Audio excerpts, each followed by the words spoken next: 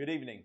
Tonight we have some serious business to discuss. Our nation just witnessed President Joe Biden address our nation during the State of the Union address, and boy, did he deliver. Tonight, President Biden walked into our house, the People's House, and he delivered one of the greatest tales that I have ever witnessed. He attempted to tout optimism, curbed inflation, and a secure nation. Facts don't lie.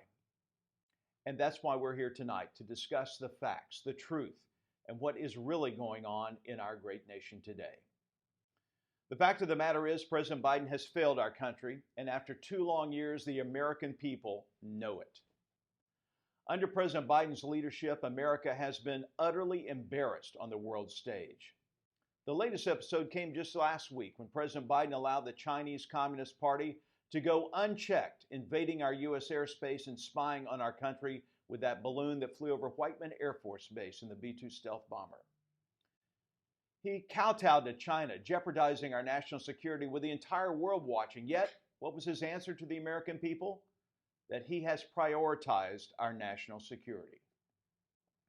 On the economy, President Biden is certainly a record breaker, but he's also sounded like a broken record.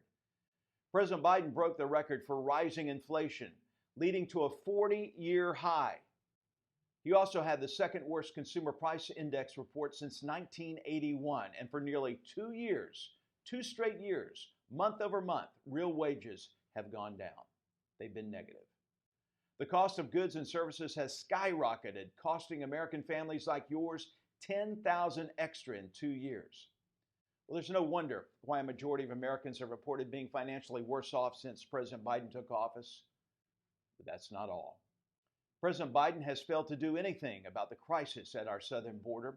Since he took office, there have been more than 4.5 million illegal crossings into our sovereign nation.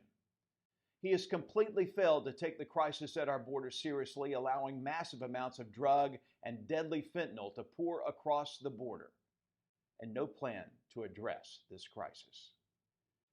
President Biden has led us into a national crisis, failing as our commander-in-chief. He has failed to protect our national security. He has tanked our economy. He has hurt hardworking families like yours. And he's been asleep at the wheel the entire time. The state of our union may be strong. The state of our president is very weak. We are strong because we are still one nation under God, founded on the principles of liberty and freedom and justice. America is the last best hope on earth. Our Republican Congress is committed to America. We are focused on solutions that undo the abuse of the Biden administration. We have defunded the 87,000 IRS agents who are being formed to go after you, your families, and your businesses. We have protected the lives of abortion survivors. We have returned healthcare workers and military members to their rightful duties after they were fired for simply not taking the vaccine. And we have set safeguards for our strategic oil reserve so it can no longer be used for political purpose like Joe Biden did. Our nation has a spending problem. Folks, we must live within our means. Democrats delayed dealing with the debt ceiling so that they could focus on more reckless spending. Under Democrats' one-party rule, President Biden and congressional Democrats had every opportunity to address the debt ceiling before this deadline with a simple majority vote. Instead of putting a bipartisan fiscal reforms in place and operating within our means, the Democrats went on another spending spree that contributed even greater to the highest price increase in 40 years. Well, the president must now negotiate with Speaker McCarthy for ways to reasonably and rationally and sensibly cut spending.